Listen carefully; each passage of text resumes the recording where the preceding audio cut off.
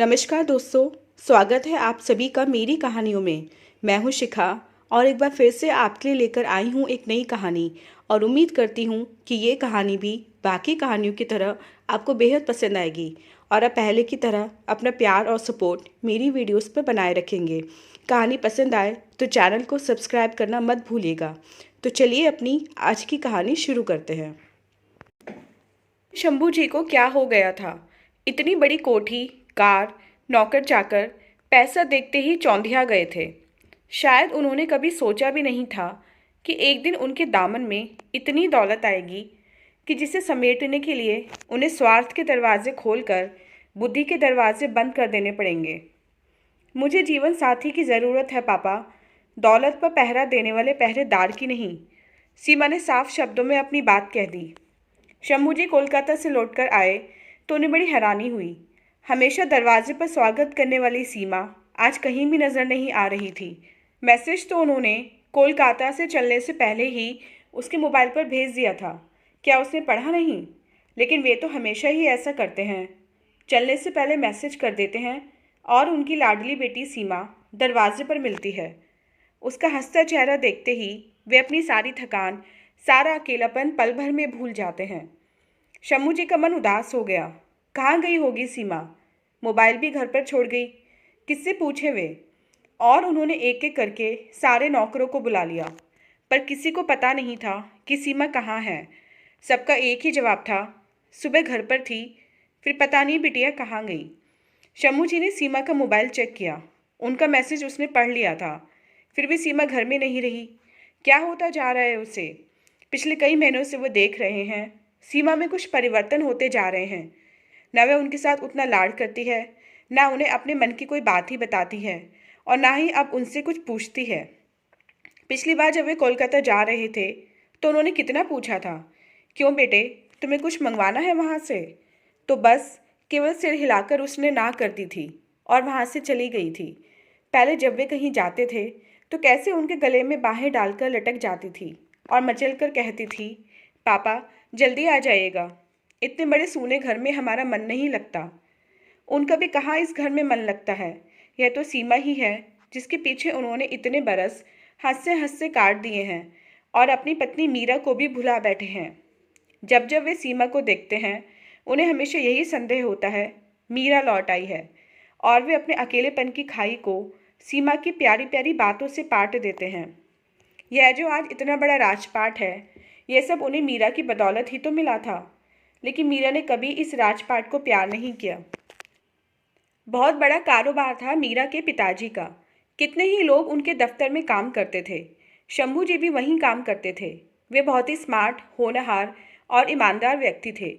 अपनी मेहनत और लगन से उन्होंने मीरा के पिता का मन जीत लिया था। शंभू जी से उनकी कोई बात छिपी नहीं थी और शंभू जी भी उनकी बात को अपनी बात समझकर न जाने पेट के किस कोने में रख लेते थे, जिससे कोई जान तक नहीं पाता था। मीरा की माँ ने ही एक दिन पति को सुझाव दिया था, क्यों जी, तुम तो दिन रात शंभू जी की प्रशंसा करते हो। अगर हम अपनी मीरा की शादी उनसे कर दें तो कैसा रहेगा? गरीब घर का लड़का है, अपने घर में रह जाएगा। मैं भी कितने दिनों से यही सोच रहा था। मुझे भी ऐसा लड़का चाहिए जो मेरा कारोबार भी संभाल ले और हमारी बेटी भी हमारे पास रह जाए। मीरा के पिता ने बात का समर्थन किया था। मेरी चिंता दूर हुई। ले देकर एक ही तो औलाद है, वही आंखों से दूर हो जाए तो एक तामझाम किस काम का? लड़का हीरा है, हीरा, चरित्रवान, स्मार्ट, मेहनती, ईमानदार। यह समझ लो चिराग लेकर ढूंढने से भी ऐसा लड़का हमें नहीं मिलेगा। तो बात पक्की कर लो, यह जरूर जतला देना, घर जमाई बनकर रहना पड़ेगा। उसे मंजूर हो तो बस चटमंगी पट ब्याह वाली बात ही कर डालो। मीरा की माँ ने पुलकित होकर कहा था। बात पक्की हो गई थी। बड़ी धूमधाम से मीरा और शंभू जी की शादी हुई थी। शंभू जी के पांव धरती पर नहीं पड़ते थे। पहले तो दफ्तर में काम करने वाले सभी साथियों ने ईर्ष्या की थी, लेकिन धीरे धीरे वे सबके लिए छोटे मालिक हो गए थे। मीरा के पिता तो जैसे उन्हें पाकर पूरी दुनिया से निश्चित हो गए थे। धीरे धीरे सारा कारोबार ही उन्होंने शंभू जी को सौंप दिया था। मीरा भी उन जैसे पति पाकर गर्व से फूल उठी थी और मन ही मन उसने अपने माता पिता की बुद्धि को सराहा भी था। कुछ समय तक तो सब कुछ ठीक ठाक चलता रहा, लेकिन बाद में मीरा महसूस करने लगी थी जैसे पिताजी ने दामाद नहीं गुलाम खरीदा हो। शम्मू जी सोए हों या उससे प्रेमालाप कर रहे हों, बस पिताजी का एक बुलावा आया नहीं कि वे उठकर चल देते। ऐसे में मीरा प्यार से उन्हें समझाती और कहती, पिताजी से कह क्यों नहीं देते कि वक्त बेवक्त ना बुलाया करें। अरे भाई, काम होता है तभी तो बुलाते हैं, और काम कोई वक्त देखकर तो नहीं आता। शम्मू जी भी प्यार से जवाब देते। पहले भी तो वे स्वयं काम संभालते थे, अब क्यों नहीं संभालते। मीरा उखड़ जाती। इसलिए तो उन्होंने तुम जैसी पत्नी का मुझे पति बना दिया है, ताकि मैं उनका बोझ हल्का करूं। शम्मू जी हंसकर टाल देते। फिर उन्हें बेटी देने की क्या ज़रूरत थी। बोझ हल्का करने के लिए तुम्हें रुपयों से खरीदा भी जा सकता था। तुम नहीं बोल सकते तो मैं पिताजी से कहूँगी कि आप साथ साथ काम करने के लिए कोई दूसरा नौकर रख लीजिए। मीरा नाराज़ हो जाती। तुम तो बहुत भावुक हो मीरा। जितनी मेहनत और ईमानदारी से अपने घर का आदमी काम कर सकता है, कोई दूसरा करेगा क्या। वे तर्क देते। यह क्यों नहीं कहते कि तुम बिक गए हो, तुम्हें पत्नी की नहीं सिर्फ दौलत की ज़रूरत थी। और मीरा फफक कर रो पड़ी थी। शम्मू जी कितने ही प्यार से क्यों न समझाते, लेकिन मीरा को यह कतई पसंद नहीं था कि वे घर दामाद बनकर रहें। वह हमेशा यही कहती थी, घर दामाद तो पालतू कुत्ते की तरह होता है, जो टुकड़े खाकर दिन रात वफादारी करता है। तुम क्यों नहीं अलग मकान ले लेते। तुम जैसे भी रखोगे मैं उसी तरह रहूँगी, तुमसे कभी गिला नहीं करूँगी। मुझे यह तो एहसास रहेगा मेरा अपना घर है, तुम मेरे हो। यहाँ तो हमेशा मुझे ऐसा लगता है जैसे हम पिताजी की दया पर पल रहे हैं। और तुम भी सोचते होंगे कि यदि मैंने कहीं विद्रोह किया तो पिताजी रोज़ी ही ना छीन लें। न जाने तुम क्यों गलत ढंग से सोचने लगी हो, मैंने तो कभी इस तरह सोचा भी नहीं। मीरा, तुम पहले भी तो इस घर में रहती थी, तब तुम ऐसा क्यों नहीं सोचती थी। तब मैं कुंवारी थी। कुंवारी लड़की हमेशा अपनी नई दुनिया बसाने के सपने देखती है। एक ऐसे पति का सपना जो उसे घर देगा, उसके सुख दुख का भागीदार होगा, और वह उसके हर सुख दुख की चादर अपने ऊपर ओढ़ लेगी। बताओ, क्या दिया तुमने मुझे अपनी ओर से। बाकी सब छोड़ भी दें तो प्यार और विश्वास भी तुम नहीं दे सके। जिस समय भी मेरे पास होते हो तुम्हें यही ख्याल रहता है कि पिताजी के कहे काम सब पूरे हो गए कि नहीं। कहीं वे ये ना सोचें शादी होते ही लापरवाह हो गया है। इसी तरह तकरार और प्यार में वर्ष छलांगे लगाते निकल रहे थे। मीरा की गोद में सीमा भी आ गई थी। सीमा को पाकर मीरा काफ़ी हद तक सहज हो गई थी। उन्होंने सोचा था मीरा सीमा को पाकर तनाव से शायद मुक्त हो गई है, लेकिन यह उनकी भूल थी। सीमा जैसे जैसे बड़ी होती गई, मीरा की खामोशी बढ़ती गई। वह हमेशा देखती, सीमा की हर ज़रूरत पिताजी पूरी करते हैं। उसका भविष्य कैसे संवारना है यह भी पिताजी सोचते हैं, बिल्कुल उसी तरह जिस तरह उन्होंने उसके लिए सोचा था। शम्मू जी ने तो एक दिन भी ये महसूस नहीं किया कि बाप का अपनी संतान के लिए क्या कर्तव्य होता है। मीरा की ज़रूरत पिताजी आकर पूछते, शम्मू जी को इससे कोई अंतर नहीं पड़ता था। बस उन्हें यही संतोष था कि पिताजी के होते उन्हें चिंता करने की क्या आवश्यकता है, या पिताजी उन पर कितने प्रसन्न हैं, क्योंकि उन्होंने उनका व्यापार और बढ़ा दिया था। मीरा की हर बात चिकने घड़े पर पड़े पानी की तरह उनके ऊपर से फिसल जाती थी। एक दिन बेहद गुस्से में मीरा ने कहा था, इन सुखों की खातिर तुमने अपने आप को बेच दिया है, अपनी आज़ादी, अपने आदर्शों तक को दांव पर लगा दिया है। तुम सुखी रहो इसलिए तो यह सब किया है मैंने, वरना मैं अकेला तो 2 रोटी और 2 कपड़ों में ही प्रसन्न था। यदि तुम्हारी खुशी के लिए स्वयं मुझे भी बिकना पड़ा तो भी मैं पीछे नहीं हटूंगा मीरा। शम्मू जी ने हंसकर बात टालनी चाहिए थी। मेरा नाम लेकर झूठ मत बोलो। तुम जानते हो इस पैसे की दुनिया से मुझे कभी प्यार नहीं रहा, जहाँ आदमी आज़ादी से अपनी कोई इच्छा ही पूरी ना कर सके, जहाँ आगे पीछे नौकरों की फौज खड़ी हो। मैं खुली हवा में सांस लेना चाहती हूँ। प्लीज़ मुझे अलग ले जाओ ताकि मैं अपना छोटा सा संसार बना सकूँ और सोच सकूँ यह घर मेरा है, जहाँ सुकून हो, जहाँ तुम हो, हमारी बच्ची हो और मैं हूँ। और मीरा रो पड़ी थी। ठीक है मीरा, मैं वचन देता हूँ हम उसी तरह रहेंगे जैसे तुम चाहती हो। मैं पिताजी से ज़रूर बात करूँगा। उन्होंने मीरा को प्यार से थपथपा दिया था। जब मीरा ने देखा कि ये तकरार भी चिकने घड़े की बूंद बन गई है तो वह हमेशा के लिए चुप हो गई थी। शायद उसने जो है सो ठीक है समझकर ही संतोष कर लिया था। दूसरे बच्चे के समय मीरा की तबीयत बहुत बिगड़ गई थी। डॉक्टरों की भीड़ भी उसे नहीं बचा सकी थी। तब यही शम्मू जी सीमा को छाती से लगाकर फूट फूट कर रो पड़े थे। उन्होंने मनी मन मीरा से कितनी बार माफ़ी मांगी थी और वादा किया था तुम्हारी सीमा की मैं हर इच्छा पूरी करूँगा। मैं स्वयं उसका ख्याल रखूँगा, उसे माँ बनकर पालूँगा। कितना स्नेह और ममत्व उन्होंने बेटी को दिया था। उसके उठने से लेकर सोने तक हर बात का ध्यान वे खुद रखते थे। बाहर जाना भी कितना कम कर दिया था। लेकिन कभी कभी जब सीमा उन्हें टकटकी लगाए देखने लगती थी तो न जाने क्यों वे सिहर उठते थे। उन्हें महसूस होता था ये निगाहें सीमा की नहीं, मीरा की हैं, जो उनसे कुछ कहना चाह रही हैं। तो वे घबराकर ये पूछ बैठते, कुछ कहना है बेटी? कुछ नहीं पापा। जब सीमा कहती तो उनकी सांस की गति ठीक होती। समय के साथ सीमा बड़ी हुई। मीरा के माता पिता का साथ छूटा। सारा कारोबार फिर एक बार शंभू जी पर आ पड़ा। यह वही जिम्मेदारी थी जो किसी को दी नहीं जा सकती थी। और फिर धीरे धीरे वे पहले की तरह व्यस्तता के बीच खोने लगे थे। एक दिन जब वे काफ़ी रात के घर लौटे तो ये देखकर हैरान हो गए थे कि जल्दी सो जाने वाली सीमा आज बालकनी में खड़ी उनका इंतज़ार कर रही है। वे हैरानी से बोले थे, सोई क्यों नहीं? आप जल्दी क्यों नहीं आते? अकेले मेरा मन नहीं लगता। सीमा गुस्से में थी। मेरा बहुत काम होता है, इसलिए देर हो जाती है। आज कोई पहली बार तुम्हें देर से नहीं आया। उन्होंने प्यार से समझाया था। इतनी रात तक किसी का काम नहीं होता। आप झूठ बोलते हैं। आप पार्टियों में जाते हैं, शराब पीते हैं, इसलिए आपको देर हो जाती है। सीमा, वे नाराज़ हो गए थे। डांटिए मत।